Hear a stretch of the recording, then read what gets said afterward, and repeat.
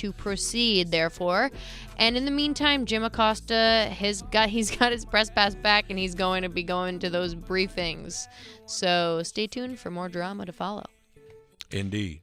Another quick little tidbit I have is you might have heard the story out of Baltimore last week on Wednesday evening.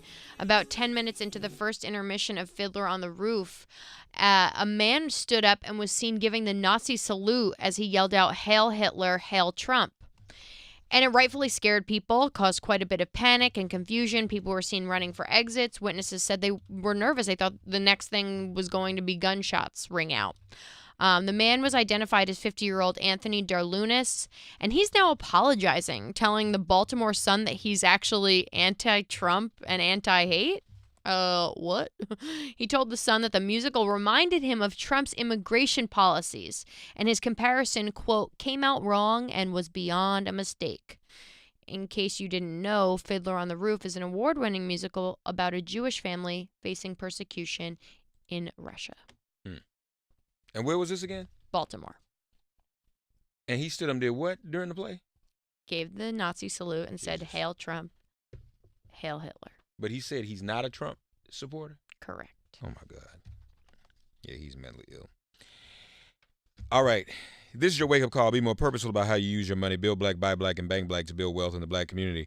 Black people spend $1.2 trillion a year, but those dollars don't circulate in the community. There needs to be a sense of urgency to improve the economy. The bank black, buy black, and buy the black movements are so important, including purchasing and holding on to real estate in the community. Pay attention to where and how you spend. And remember to save and invest your money by moving your money to One United Bank, the largest black-owned and first black internet bank in America, and FDIC member. You join the Bank Black movement using your Mona, Amir, or Lady Liberty Visa debit cards with their powerful, proud images celebrating blackness. Shows the world that black money matters. Just go to oneunited.com. That's oneunited.com. Open an account and get your Visa debit card so you can bank black, buy black, and build black today. 10 minutes past the hour.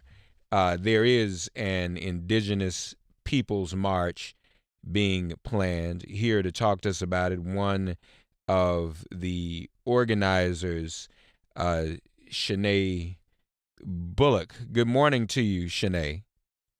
Good morning. Tell me, educate me, what is the appropriate greeting for the morning in an Indigenous community, or even in an Indigenous language?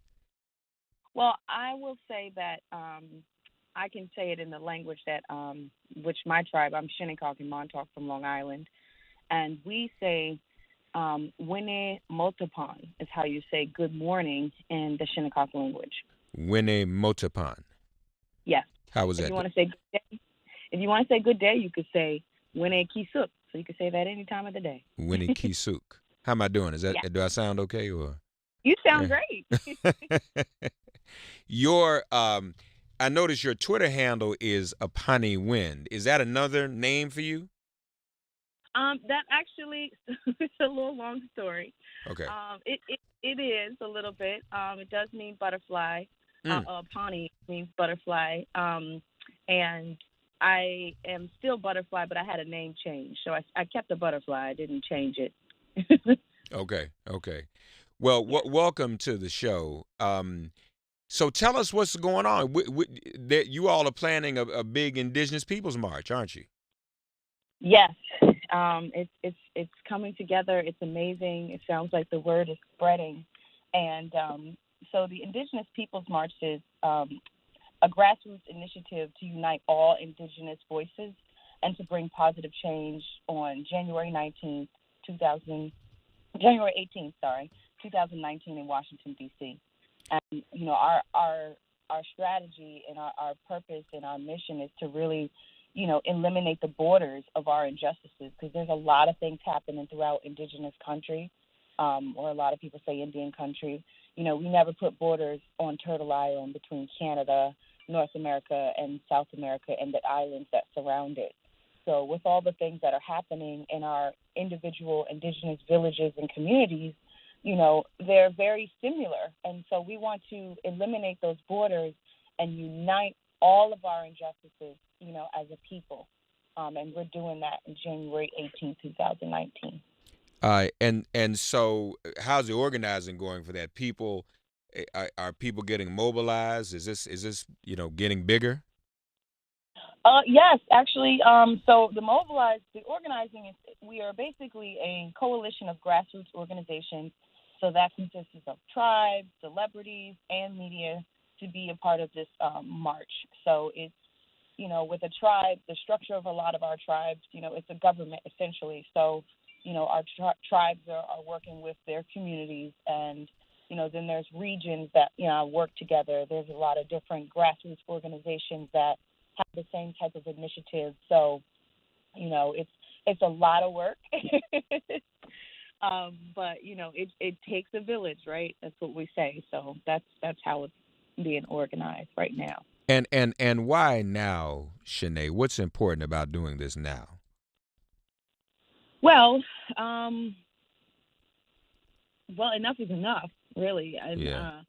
we as an indigenous people, um, well, for one, I come from the Atlantic Ocean. I come directly off of the shores. My ancestors were the people that greeted the colonizers and the separatists and the pilgrims, as you want to call it. During this, this week is a big topic, of Thanksgiving, and I descend directly from those people.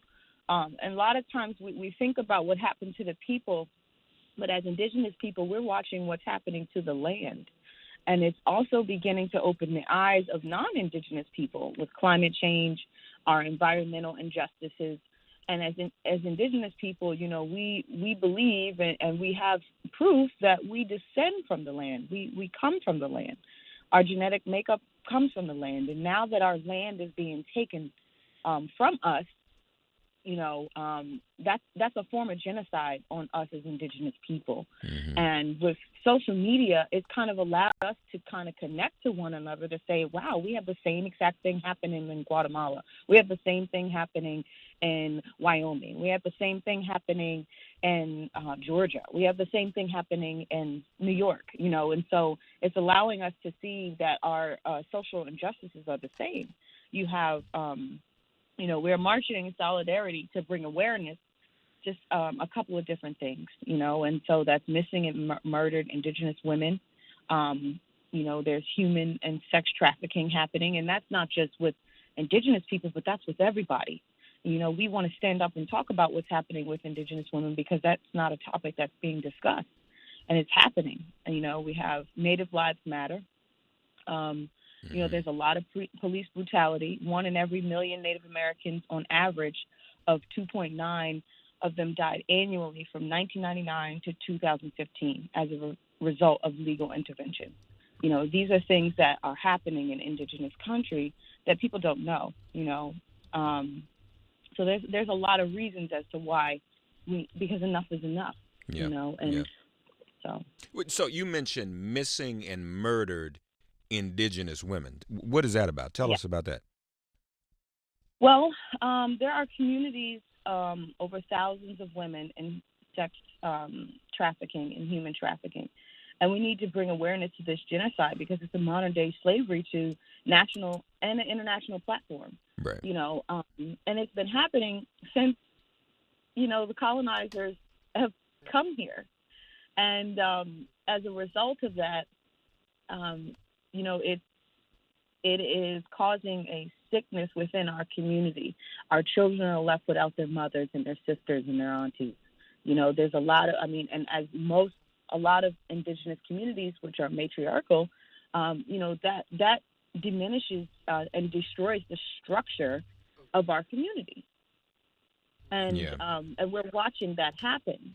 And so now we need to stand up and unite and not only just talk about it, but demand justice for it. 866-99-SERIOUS, 866-997-47 We speak with Chenae Bullock, Apani Wind on Twitter. Indigenous Peoples March coming up January 18th. How do you feel, sister, about this upcoming holiday that many call Thanksgiving, but I've always called Thanks-taking? Some people are mad at me about that because people don't like to be made to feel uncomfortable on holidays. Yeah. But tell us what this event means to you and indigenous people, and how, if at all, you all choose to observe it. Well, I'll start with saying what it means to me. One, as I mentioned, I come from Long Island, which is a hop, skip, and a jump from Plymouth. The tribes in Long Island were essentially and are still essentially interrelated to the tribes in New England. Okay. So, and I happened to work at Plymouth at one point in time as an Indigenous historian for Plymouth Plantation, which is right there in Plymouth. And I will say that there is a lot of miseducation around this holiday. Most people don't realize, but I believe it was October 21st, 2 years before slavery. No, 4 years after slavery ended. Not too long after slavery ended, but Abraham Lincoln actually created a declaration that allowed for a time for giving back to the communities that were destroyed through the war. Mm-hmm. And that was essentially the first, if you will, Thanksgiving. Mm-hmm. I'm a little confused. I do kind of right. get a little confused when people parallel it to our ancestors in Plymouth, like the Patuxent Wampanoag people and the Massipi Wampanoag people, as well as the Pokanoket Wampanoag people out of New England area, because what took place didn't happen in November. Massasoit essentially was what they wanted to call Grand Sachem. He was the ruler. From the colonist perspective, he was the ruler of all the Wampanoag communities, and they broke the peace treaty. The English were shooting their guns trying to hunt, and their guns at the time were so loud that everything in the woods ran when they shot the gun. So Massasoit brought 90 men and 1 woman, and they brought 5 deer, no turkey, and they had a working lunch, essentially, to create this peace treaty, this treaty of peace with the separatists that lived in Plymouth, with William Bradford. And I don't know where the story of the Pilgrims and the Indians came into place. So that in itself, I feel like is a smack in the face, because it's not the truth, for one, and we've never really been able to kind of tell the truth. And I think that what you say, Thanksgiving, thanks-taking, I laughed when you said that, because it does make sense. Now, for us, specifically in the Northeast, and as other Indigenous people, we have children, and I was one of those children, my mom, and so forth. We went to these schools where they forced this type of history down our backs in our throats. And we knew the truths of it, and we would be in detention if we said that it wasn't true. We would be expelled if we, acted out in a certain behavior if it wasn't true, because that's historical. That's a post-traumatic trigger to our historical trauma, our DNA, and you're doing that to our children to this day. Right. And right. I think that platforms like what you have, Mark Thompson, and other social media outlets are allowing us to begin to tell our narratives, and that, I think, is significant change in American history. No, you're right. It's actually very interesting about the whole Lincoln thing, because that's actually what is the more recent establishment of the holiday. And it was more related to the Civil War, not to the Pilgrim fantasy story per se. Right. But as you said, it was supposed to have been a coming together, a time of, repair and healing. But even that repair and healing didn't include your people, Of course. because, of course, everybody was focused on the Civil War. But there was a war before that, and that was the war against your people. When the white settler colonialists first came here. This is also referred to, ladies and gentlemen, as a National Week of Mourning, or Thanksgiving as a National Day of Mourning. I think people, thankfully, have kind of gotten away from that Disney story. I mean, you don't hear people, tout it as much but it's still kind of woven into the culture and the history of America. It's kind of, even if we don't talk about it much, it's in the back of our heads, because Mhm. it becomes indelible, and it is traumatic, and it's transgenerational. I remember I was at a church in Washington, D.C., a very conscious church, Union Temple Baptist Church. Reverend Willie Wilson, many of you know, he's been a guest on the show. And years ago, he was talking about the brainwashing of people to believe that the image of Christ is white exclusively. Mhm. And he Mhm. said it's so brainwashed, even though he had an image of a black Jesus in his church. He said most of us, when we close our eyes and imagine Jesus, the first image we see by default is white. And Dick Gregory was in the audience and raised his hand in the middle of church service. And he said, "What's wrong, Dick?" He said, "Nothing's wrong." He said, "I just want to tell you, I don't see one white Jesus. I see two, one in my left eye and one in my right eye."